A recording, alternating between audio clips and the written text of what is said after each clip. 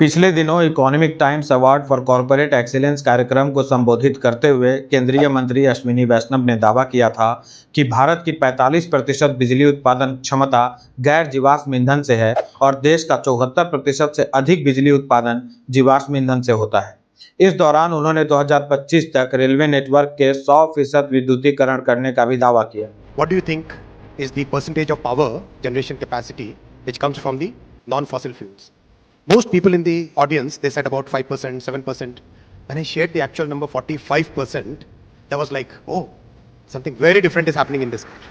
So our Prime Minister is so committed towards the cause of saving our planet, the cause of climate change, the cause of having sustainable growth, and it's reflected in every sector. In railways, this year we'll be having 100% electrified railway network this 2025.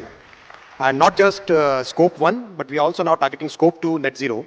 Probably scope 1 will get this year itself.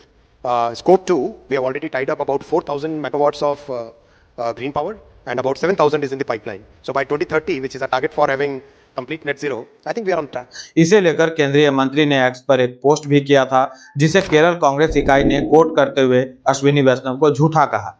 Kerala Congress के post में लिखा गया, हम 74.44% बिजली उत्पादन जीवाश्म ईंधन से कर रहे हैं। अगर हम आपका 45% इसमें जोड़ दें तो यह 120% हो जाएगा।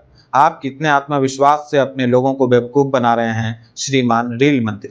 केरल कांग्रेस के इस बचकाने पोस्ट का जवाब रेल मंत्री ने अपने ही अंदाज में दिए।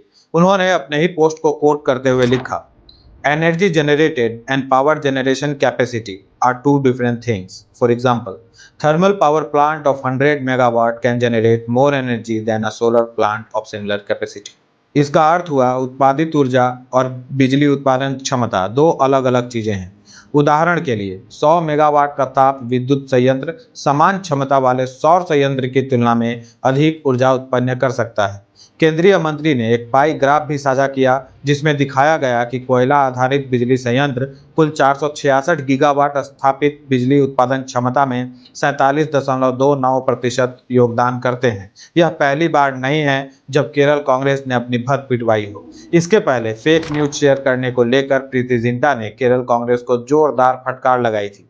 मित्रों, इस पार्टी के बड़े नेता से लेकर कार्यकर्ता तक अपनी नासमझी से लोगों का जमकर मनोरंजन करते हैं।